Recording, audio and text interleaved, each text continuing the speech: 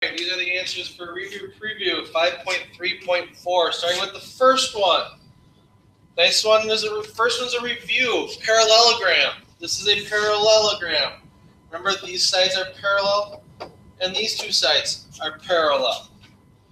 Okay. Remember, area of a parallelogram is base times height. Same as a rectangle, because it's just a rectangle that's tilted. So in this case, our base is 4. Our height is 5. 4 times 5 is 20. Remember your units, inches squared. Next one is what we did in class today, or what we started in class today, I should say, is a trapezoid. Now a trapezoid is like a parallelogram, except it only has one set of parallel sides. So this side and this side are parallel, the other two are not, because if these continued, obviously they would cross each other at the top. So that's why they are not parallel. So I'm going to solve this one, I think, 3 different ways. Okay, first one, we talked about in class, make this shape into a shape you know how to find. So in that case, we know how to find parallelograms. So I can make this into a parallelogram. If I cut it in half here, I'm just going to continue tracing the rest of it so I can move that here. So I can take this shape here and move it, and I'd love if it let me rotate it, and it's not going to. I wish it would. But basically, I'm going to take that half. So I'm going to erase that because it's not going to help. Basically, I'm going to cut it here and take this part and flip it up. So now my shape, wow, that side came down way too much. Okay, let's try that again. It's going to come there. It's going to angle a little bit and then come down. So now this is 14 up here, and obviously this is 6 here. Now our height is not 8 because we're only half of that, so that's 4. Well, now I have 6 and 4, and a height of 4. So 6 plus 14 is 20. There's my base. So my base is 20. So I got 20 times a height of 4, which is 80 inches squared. That's one way. Cut the shape in half horizontally, and then find the area of that parallelogram. Here's another way that I did it the first time. I took it like this and made it into a parallelogram and a triangle, because I can find the area of a triangle and a parallelogram.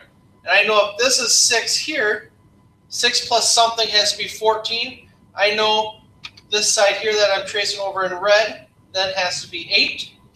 And my height, obviously, is from here still straight down, which I know was 8.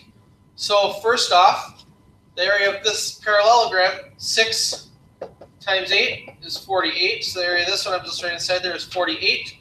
The triangle is 8 times 8, which is 64. But remember, area of a triangle is half of a parallelogram. So I have to divide that by 2, which is 32. Now I add those together. 48 plus 32 is, again, 80 inches squared. That's another way to do it. Last way is, again, probably the way that your parents will help you, or other people, which is the formula base 1 plus base 2 over 2 times the height. Okay? This one is almost identical to that first way I showed of taking the trapezoid and splitting it in half horizontally and taking this part and moving it up. Okay? So my first base is 6, so I get 6 plus my other base is 14 divided by 2. 14 plus 6 is 20.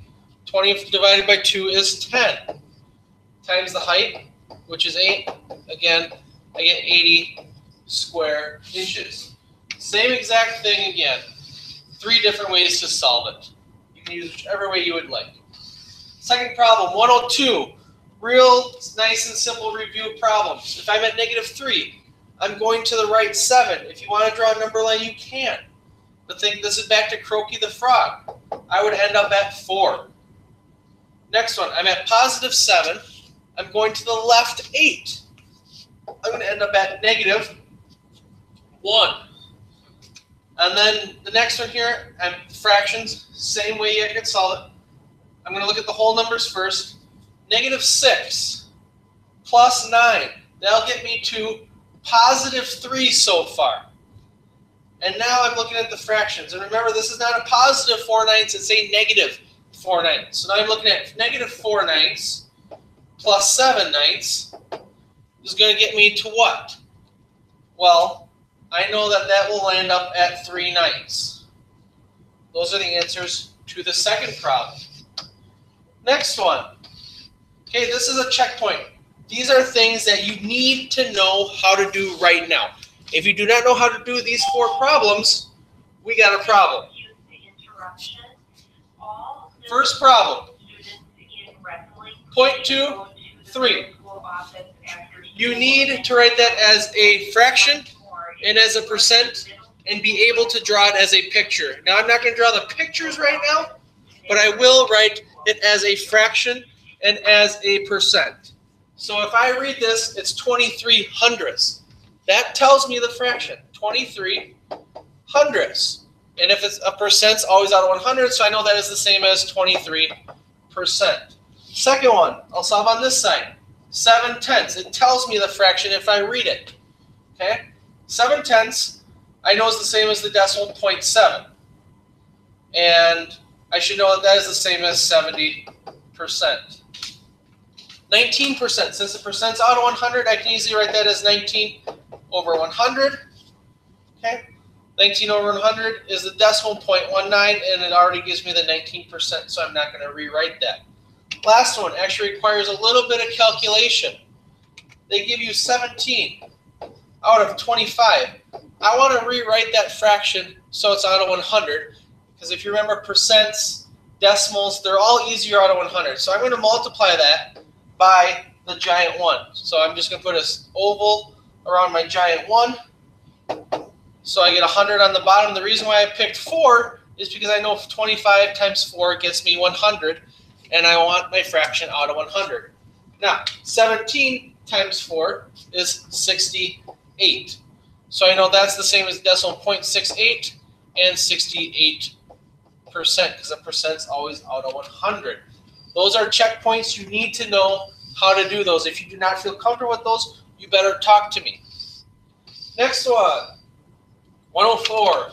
You don't have to solve these at all, which is nice. All you have to do is write the expression. So the first one here, I look at how many n's I have. I have 3 n's plus 15. That's it. There's nothing to solve. Next one. I have 2 x's plus 10 plus 17. Or, since these are the same thing, I can combine those together, and that's the same as 2x plus 27. My last one here, I have 2x, and I have plus 5, plus 5, plus 5, or I could put them together and put just plus 15. Or I could do plus 3 times 5.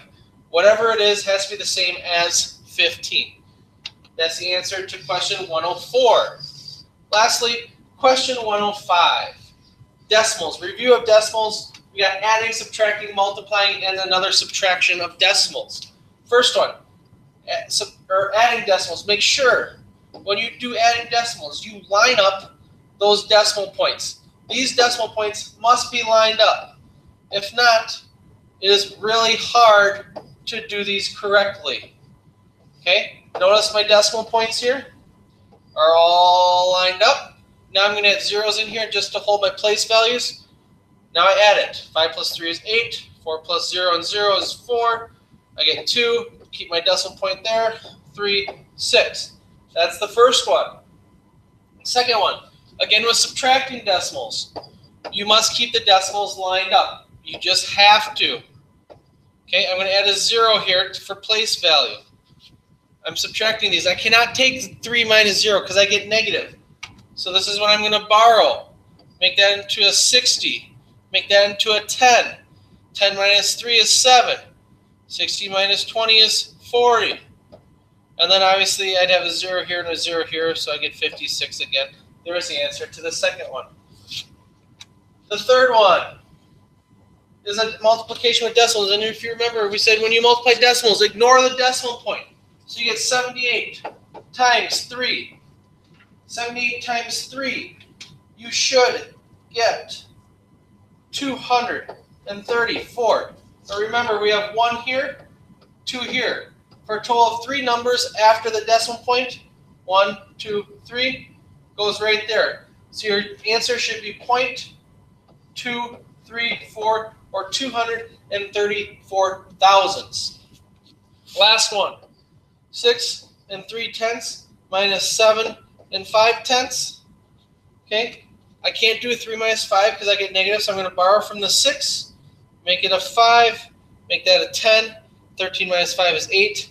And now I know I'm at negative 5. So I'm at 5. I'm going to the left 7. I will end up at negative 2. Because I'm at 5 going to the left 7, that will be negative. So there's the answer to the last one.